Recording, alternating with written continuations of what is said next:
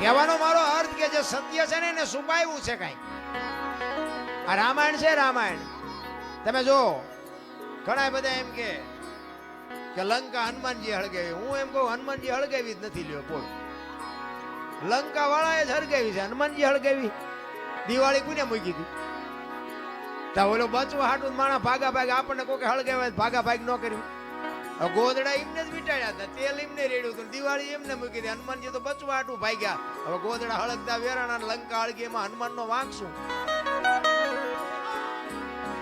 હનુમાનજી લંકા હળગાવી, હનુમાનજી હળગાવી જ નથી.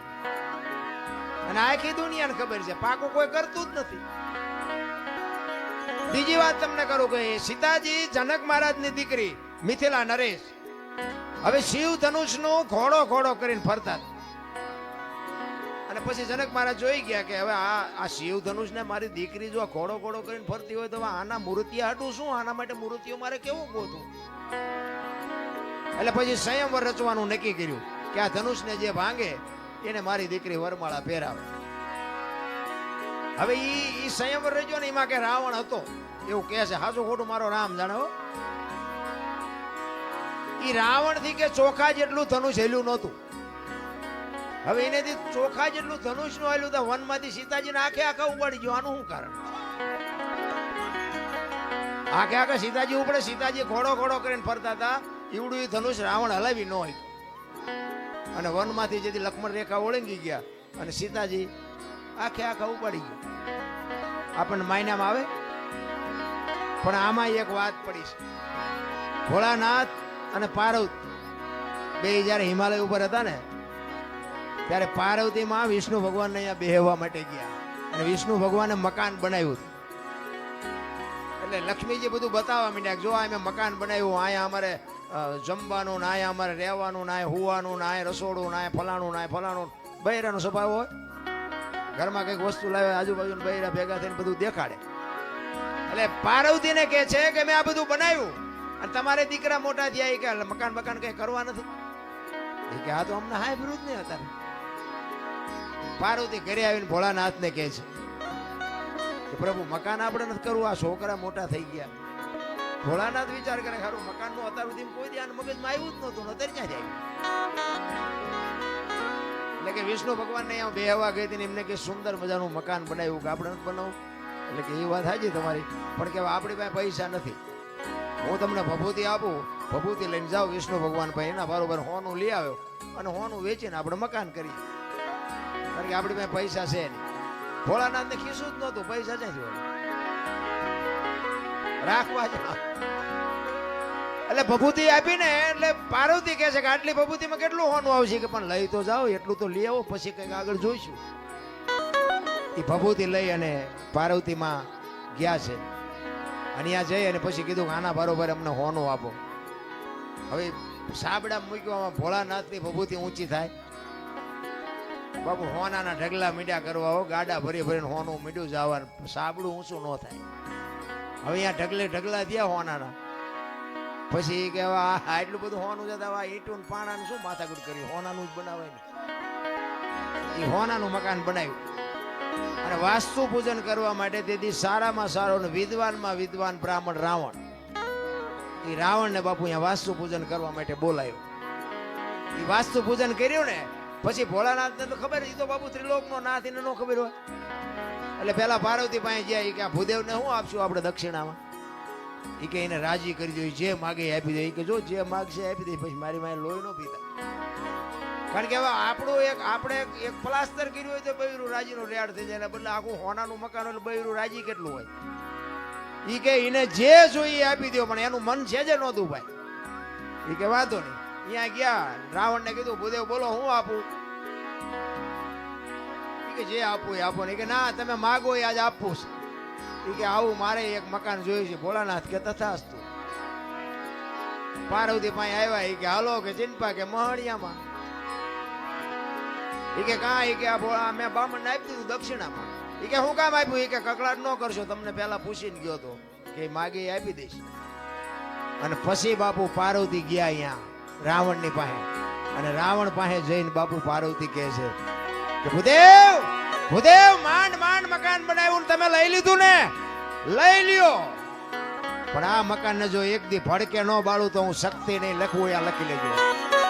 આ સીતાજીને બાપુ અહીંયા જવાનું જ હતું, નકર સીતાજીની બાપુ એની સામે દ્રષ્ટિ પડે ને તો રાવણની રાખ બાપુ આ ધરતી ઉપર ન પડે, રાખ ઉડી જાય. ઈ દીકરી હતી સીતાજીને. તમે શું માનો છો? એની તાકાત જ નથી કે રાવણ એની સામે દ્રષ્ટિ કરે.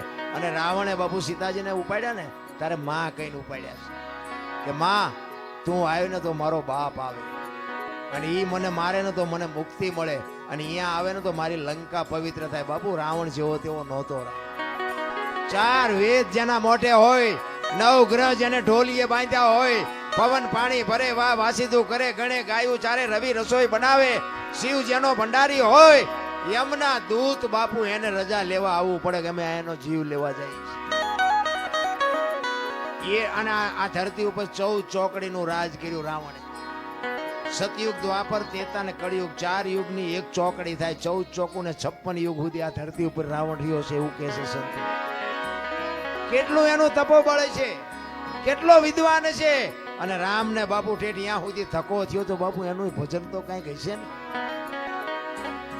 પણ આપણને છે ને કઈ આમાં સમજાતું જ નથી. આપણે મને તો એમ થાય કે ચારે બાજુ કથાયું વંચાય છે, ધૂનું બોલાય છે, ભજન થાય છે, માતાજીના માંડવા થાય ને, હવન થાય ને, પ્રતિષ્ઠાયું થાય ને, મંદિર થાય, તો બગાડ કાં નથી ઉભો રહેતો?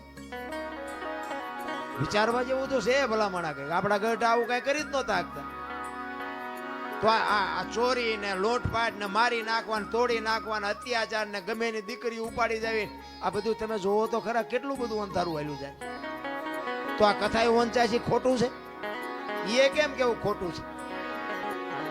હવે આમાં માણસના જીવનમાં જો ઉતરે નહીં આ વાત, તો આ કથામાં ફાયદો કોને? મંડપ વાળાને, સાઉન્ડ વાળાને, સાજિંદાને, અમારા જેવા કલાકારને, રસોઈયો હોય ને, બાકી કોને ફાયદો? હવે તો આ 2-5 લાખ રૂપિયા 10 લાખ રૂપિયા આમાં નાખવા દેના કરતા પાદરા ગાયું ખડમાં દઈ દીધા હોય તો. ગામો ગામ કથા એવું વંચાય, ગામો ગામ. અમારે તો રોજ ફોન આવે કે અમારે પ્રોગ્રામ રાખો, અમારે રાખો.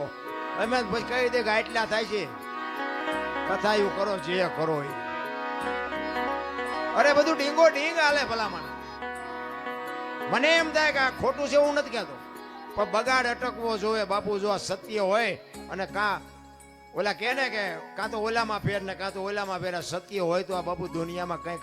હું એમ કહું છું કે 5000 50,000 માણા ભેગું થાય, એમાં 10 તો સુધરવા જોવે કે નહીં. અમે એક જગ્યા આમ ગુજરાતમાં ક્યાં ગયા હતા, ગામનું નામ ભૂલાઈ ગયું. કથા એટલે અમે જોયું કે કથા છે, એમ ગાડી હાંકતો એ વખતે. એટલે અમારે થોડોક ટાઈમ હતો, કીધું હાલો ને આપણે કથામાં જઈને બેહી. હવે એમ અહીંયા બેઠા કથા ચાલુ હતી ને એમાં 2 જણા બાજ્યા. બોલો, હવે કથા ચાલુ હોય એ વખતે જો બાજે માણા તો એમાં બહાર તો કઈ મગજમાં ઉતરે જ છે. એમાં એકને દવાખાને લઈ જવો પડે. બોલો, હવે આમાં પતિ ગયો હોય તો કથાના માંડવાનું શું થાય ને ઓલા વક્તાનું સાજિંદાનું શું થાય? અરે બાપુ કઈક ઊંધું રંધાય છે, મને એવું લાગે. સાચું ખોટું તો મારો રામ જાણે. ખોટું છે એવું આપણે નથી કહેતા. રામ કથા ખોટી નથી, ભાગવત કથા ખોટી નથી, પણ આ અટકતું નથી. એટલે મને એમ થાય કે આનો કંઈક પાવર ઘટી ગયો હોય, ગમે એ થયું. બાકી તો રામાયણ છે તો રામાયણ છે ભલામણ. એક હું તો એમ કહું છું, ઘરમાં એક રામાયણ નાનું મોટું પુસ્તક હોય ને, જિંદગીમાં કોઈ દી બાપુ મોડો પ્રસંગ નો આવે કરી. રામાયણ એવો ગ્રંથ છે. તુલસીદાસ મહારાજે રામાયણમાં એક સાખી લખી કે સુનહું ભરત ભાવી પ્રબળ, જીવન મરણ જસ અપજસ, નફો નુકસાન વિધિના વિધાન. જીવન મરણ જસ અપજસ નફો અને નુકસાન, આ 6 વસ્તુ બાપુ હજી આજની તારીખમાં કોઈને ખબર નથી. આપણે આ દુનિયામાં આવ્યા કેવી રીતે કોઈને ખબર હોય મને કયો, અને જવાનું છે કેવી રીતે એ કોઈને ખબર હોય કયો. જીવન મરણ ની ખબર નથી. તો આની જ વાત કરો ને, અમે અહીંયા આવ્યા છે, અમને જ મળે કબજ મળે અમને ખબર છે. 5 જણા સારું કે 5 જણા એમ કે બોલે વારો જ ન આવવા દીધો બીજા. જ મળવાનો છે કબજા મળવાનો એ કોઈને ખબર નથી. જીવન મરણ જસ અપજસ નફો અને નુકસાન. ગમે એ માણસ ધંધો કરે ને બધા નફા હાટું જ કરે છે, કોઈ નુકસાન હાટું નથી કરતું, પણ બધા નફો થતો જ નથી. આ 6 વસ્તુ કોઈના હાથમાં નથી. આ વશિષ્ઠ મહારાજે ભરતને કીધેલી. ક્યારે? રામચંદ્ર પરમાત્મા વનમાં ગયા ને ભરત મોસાળમાંથી આવ્યો ને એટલે ભરત રોવે છે. એટલે ઈ વખતે વશિષ્ઠ મહારાજ કહે છે, ભરત સુનહુ ભરત ભાવિ પ્રબળ જીવન મરણ જસ અપજસ નફો અને નુકસાન આ વિધિના વિધાન છે. હું વશિષ્ઠ જેવો મહારાજ હાજે મેં નક્કી કર્યું હતું કે હવારે રામને ગાદી ઉપર બેહારવાના અને 12 કલાકની એક રાત જઈને તો આખું ચકડું ફરી ગયું. હું કાંઈ ન કરી. આ વિધિના વિધાન છે. અને આવડી આજ સાખી તુલસીદાસે રામાયણમાં લખી અને એમાં એનું વર્ણન કર્યું કે આમાં જીવન કોને મળ્યું, મરણ કોને મળ્યું, જહ કોને મળ્યું, અબજ કોને મળ્યો, નફો કોને થયો, નુકસાન કોને થયું. રામાયણમાં ઈ કે નુકસાન કોને થયું અને નફો કોને થયો. તો નુકસાન બાપુ રામની માં કૌશલ્યાને થયું. જુવાન જો દીકરો ને વહુ બે વનમાં જતા હોય તો માં માથે તેથી કેવી વીતી છે. નુકસાન થયું કૌશલ્યાને, નફો થયો સબરીને. બાપુ રામ ને અહીંયા જવું પડ્યું. કાંઈ લેવા દેવા નહીં. ભીલડીની દીકરી બાપુ, કોઈ વેદનું, શાસ્ત્રનું, માણાનું, ગામનું કોઈ જ્ઞાન નહીં. રામને અહીંયા જવું પડ્યું. સબરીને બાપુ નફો થયો ને હગી જનેતાને નુકસાન થયું. તો કે જીવન કોને મળ્યું અને મૃત્યુ કોને મળ્યું. મૃત્યુ મળ્યું રાજા દશરથ ને. રામ જેવો દીકરો હોવા છતાંય બાપુ મૃત્યુને રોકી ન શક્યો. મૃત્યુ મળ્યું દશરથ ને, જીવન મળ્યું અહલ્યાને. હરાપમાંથી મુક્ત થઈ ગઈ. તો કે આમાં જ કોને મળ્યો ને અબજ કોને મળ્યો. અબજ મળ્યો કઈ કઈને અને જ ખાટી ગયા વાંદરા. તેથી રામને કોઈ નો કામમાં આવ્યા, વાંદરા જ કામમાં આવ્યા. આખી અયોધ્યાને ખબર હતી. ક્યારે લક્ષ્મણ મૂર્છિત થઈ ગયો ને હનુમાનજી મહારાજ જયારે સંજીવની લેવા ગયા અને લઈને આવતા હતા ને ભરત જોઈ ગયો. એ કે રાક્ષસ કોક પર્વત લઈને જાય છે, મારા ભાઈની વનમાં છે, અહીંયા નાખશે ને તો કઈક નુકસાન કરશે, એટલે આને પાડું હેઠો. એ બાણ મારીને હનુમાનને હેઠા પાડ્યા ને એ વખતે હનુમાનજી આખી ડિટેલ આપી કે આવી પરિસ્થિતિ છે, લક્ષ્મણ રે એવું નથી અને હું એની સંજીવની લેવા માટે જયો હતો અને એટલા માટે આ તમે મને પાડ્યો. હવે દીવ ગયા પહેલા ન પગું, લક્ષ્મણની જોખમ થઈ જાય. આખી અયોધ્યાની વસ્તીને જાણ થઈ કે લક્ષ્મણની આ પરિસ્થિતિ છે, પણ જ્યાં નહીં કોઈ. ભરતે કીધું કે બાણ ઉપર બેસી જાઓ, હાલો હું તમને મોકલી દઉં. હનુમાનજીને કઈક પાવર હતો તો આ ભરતજીએ ઉતાર્યો. કારણ કે બાપુ વસ્તુ છે ને કઈક છે. રામાયણ છે તમને મને આ એક રસ્તો બતાવવા માટેનો ગ્રંથ. સીતાજી લક્ષ્મણ રેખા ઓળંગી ગયા અને હરણ થયું. મેં કીધું એમ સીતાજીનો બાપુ કોઈ એની માથે દ્રષ્ટિ ન કરી શકે, પણ આપણને આ માર્ગ બતાવ્યો છે કે જે બાપુ લક્ષ્મણ રેખા ઓળંગી જાય ને એનું આ દુનિયામાં હરણ જ થાય. લખવું હોય તો લખી લેજો. પછી બાપને હોય ને દીકરાને હોય ને માને હોય ને વહુને હોય ને દીકરીને હોય, મર્યાદા કોઈ મૂકી દે એટલે બાપુ હરણ જ થાય. રાવણ મરી ગયા હું માનતા નહીં. ગામો ગાયમ છે રાવણ, પણ જે મર્યાદા મૂકી દે એટલે આ દુનિયામાં હરણ જ થાય. બાકી વાતમાં કાંઈ છે. એક સબરીનો પ્રસંગ કહી પછી મારી વાણીને વિરામ. સબરી બાપુ હમણાં મેં ગુરુની શિષ્યની વાત કરી. મૂળદાસને હજી સાંભળવાના છે. મૂળદાસ બાપુની વાત લઈ લો હાલો ને, પછી સબરીને વાહે રાખો. મારે જોકે જ્યાં જઉં છું ને ત્યાં મને 2-3 વખત બેહરી અને કાઢ લે શીખવે. મારી પાસે શું કાઢવું? બધા સાંભળેલો જ છે મને. આમાં કઈ નવું તો કઈ છે નહીં. એટલે એ તો મને ખબર છે. નહીં બોલી કોઈ નહીં બોલે એ ખબર છે. પણ આ દેહ ને એક દી બાપુ દુનિયા દિવાળી જ મૂકવાની છે. બાકી એક દેહ થી જો 5 આત્માને આનંદ આવતો હોય તો એમાં લડી લેવાય, એમાં કઈ સવાલ જ નથી. મારે લાગે હું એવો કોઈ મોટો કલાકાર નથી, પણ એવી ગુરુ મહારાજની, મારા માતા પિતાની, કંઈક તમારા ભાઈ બંધ દોસ્તારોની કૃપાથી આ મારો દીકરો રહ્યો. પૂછો આના નંબર જ મેં આને આપ્યા. તારા નંબરથી વાત કરજે ને મને કોઈ બપોર હુવાય નહીં દે. દરરોજ 10-15-20 ફોન આવે. અમારો પ્રોગ્રામ કરો, તમે કયો એ પૈસા ના આવો. કહેવાનો મતલબ કે કાંઈક ગુરુ મહારાજની કૃપાથી મળ્યું છે એટલે બોલાવે. મારા ગામમાં કેટલાય ડાયા માણા નહીં હોય મારા કરતા. પૈસાદાર છે, મારા કરતા રૂપાળા છે, આબરૂ વાળા છે, બધું એ છે. કોઈ નથી ફોન કરતું. એટલે એ ગુરુ મહારાજની કૃપા છે અને બધા સાંભળે છે એટલા માટે.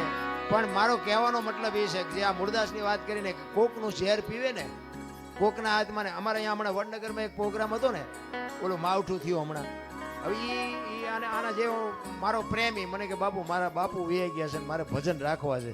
ખર્ચો કેટલો નાનો માણસ બિચારો મજૂરી કરે. મેં કીધું ખર્ચ કાંઈ ન થાય, તારે ભજન રાખવું હોય ભજન થઈ જાય. પણ મને કે મને અંદાજ તો કયો. મેં કહ્યું એક નાળિયેર લઈ આવજે, બીજું કાંઈ કરવું નથી. અને આ મેં કહ્યું ઉસ્તાદના ને બેનજાવાળાના મેં કહ્યું અમે ભાઈબંધ દોસ્તાર 50 કાઢીને એમને આપી દે. એ કે ના એમ તો કે હું સાઉન્ડ બાઉન્ડ લાવીશ. એ મેં કહ્યું તારે લાવવું લાવજે ને આપણે સાઉન્ડ વગેરે ભજન થાય છે. અમે એ લઈ આવ્યો બિચારો સાઉન્ડ લઈ આવ્યો અને કુદરતને કરું ચતુરભાઈ અમે બે હતા ને ચતુરભાઈ મેં કહ્યું તમે ગણપતિ માંડો. એ ગણપતિનું બાબુ ભજન પૂરું ન થયું, વરસાદ પડ્યો ખાબક. હવે બજારમાં રાખેલું એ કાગળ ને બાગળ ને બધું સાઉન્ડ ઉપર રાખ્યું. હવે બે એવું જ છે નહીં. ઓલાનો ભાવ બિચારો અંદરથી એટલો બધો દુઃખી થયો કે મારે ભજન કરવા હતા મારા બાપા માએ અને ભજન હવે વરસાદ નહીં કરવા દે. એટલે મેં કહ્યું તું મોળો પડીમાં તારે ભજનનું જ કામ છે બીજું કંઈ કામ છે.